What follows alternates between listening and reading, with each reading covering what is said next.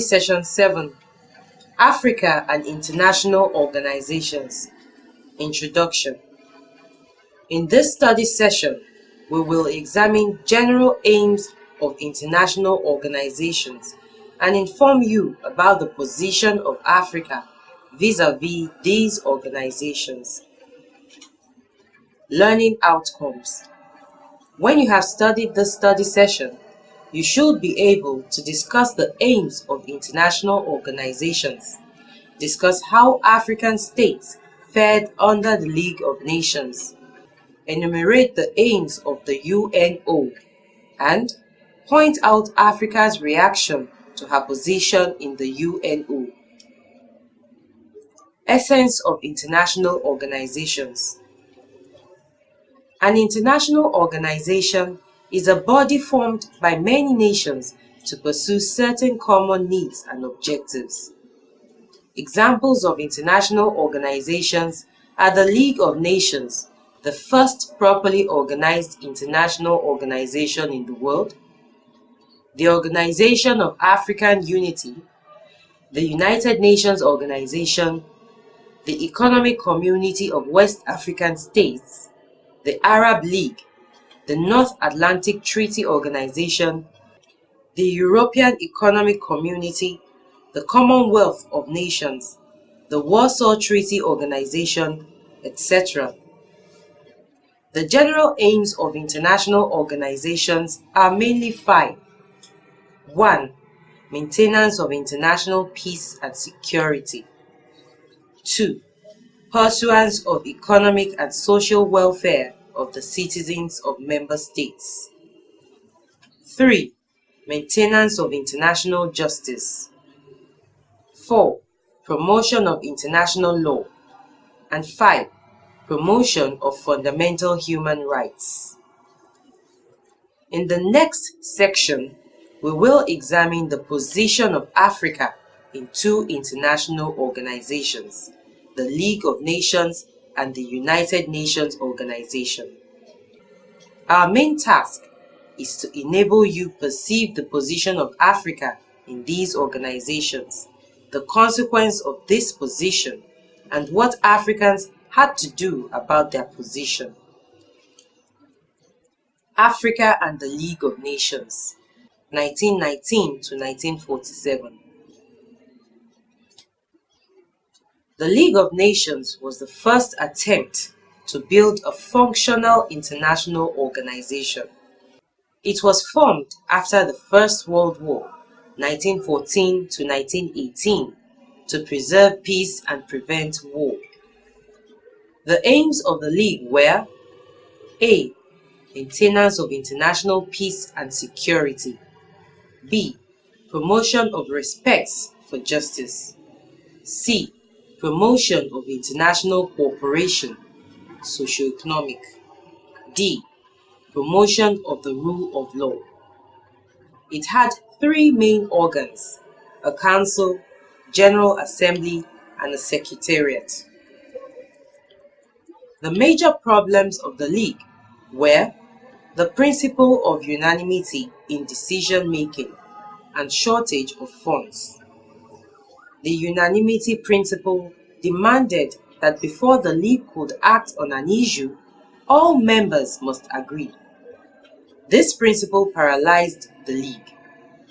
As at the period the League functioned, most African states were still under colonial rule and therefore played little or no role in the League to preserve Africa's interest. In actual fact, only Liberia and Ethiopia were in this organization. This weak position of African states in the League was exploited by the European powers to enhance their colonial interest in Africa against the interests of Africans. In 1935, for instance, Italy invaded Ethiopia, then called Abyssinia, in search of colonies in Africa. The Emperor of Ethiopia called on the League for collective security action against Italy, as in the League's charter, but nothing tangible was done. The League only imposed trade embargo on Italy, but oil was cleverly removed from the list of embargoed items.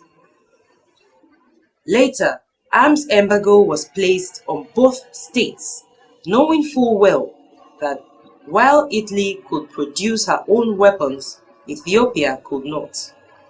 Thus, Italy still occupied Ethiopia till Italy was defeated during the Second World War, which of course saw the end of the League. The point is that Africa was occupying a very weak position in the League. As a result, African interests were not protected. The League was dominated by the hunters in the jungle of international politics, that is, powerful European states who owned colonies and empires in Africa, Asia, and Latin America. We Africans were just hunted, thus we could not get adequate League protection. Africa and the United Nations Organization. The UNO was formed in 1945 to replace the League of Nations. The UNO has four major objectives. A. To maintain international peace and security. B. To develop friendly relations among nations based on respect for the principle of equal rights and self-determination. C. To achieve international cooperation in solving international problems of economic, social, or cultural character and promoting human rights.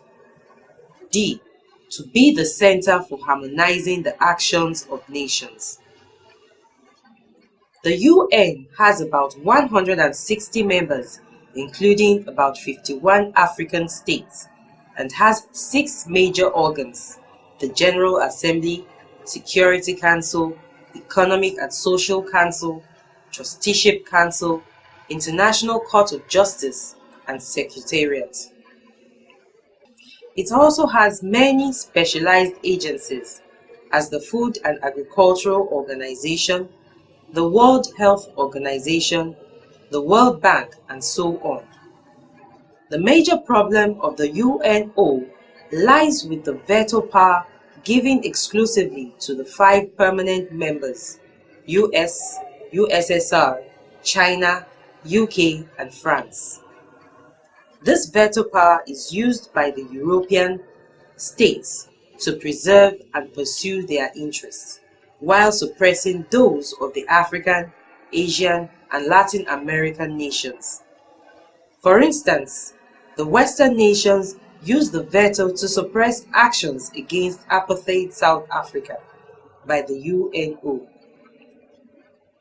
Russia also used veto to protect her interest in Afghanistan. Note: even though African and developing states constitute the majority of the UNO, they still cannot do much to pursue their interests.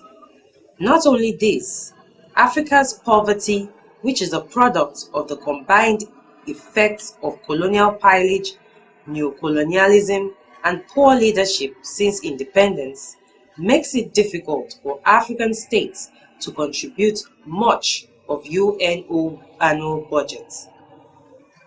As a result, the big powers use both their huge resources and veto power to control UNO at the expense of Africa, Latin America, and Asia. Africa's reactions to UNO.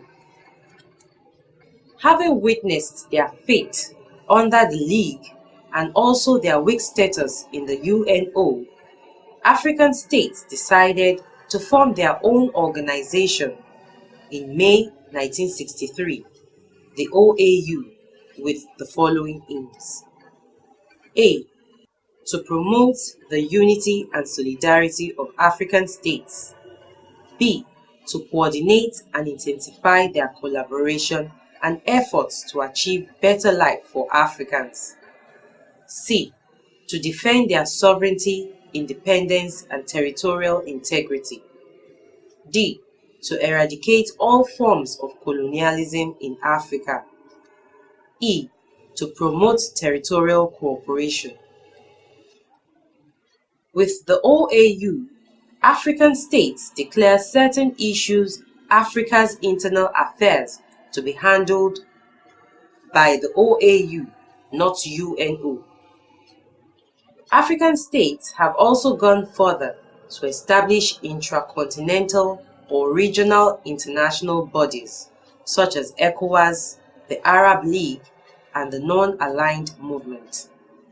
It is not mere rhetoric to say that Africa's interests are better promoted by the OAU and the later mentioned organizations. This is not to say, however, that African states don't gain from the socio-economic activities of the specialized agencies of the UNO. The point is that one is happier and progresses faster when he is free and equal with others in the real sense of the word. The veto power of the UNO Security Council makes some states more equal than others, as in the book Animal Farm. African states have also started pressuring the UNO for changes in the aspects of its charter that are antithetical to African interests. E.g., they want an African state to be given the veto power if it is not to be completely removed. However, African states have to do more than what they are doing now. There must be good leadership to make for political stability, good planning, and prudent management of national resources. Good leadership will then increase the tempo of national development. Africa has to become economically and militarily powerful and to take, not to beg to be given, its rightful position in the Committee of Nations. African states cannot be beggars and at the same time expect to be equals with their donors. It is high time Africans woke up from their slumber before this long slumber becomes death and remove all bad rulers. This will be the beginning of Africa's rebirth and progress. If these things are not achieved, Africa will continue to occupy second-class positions in international organizations and affairs.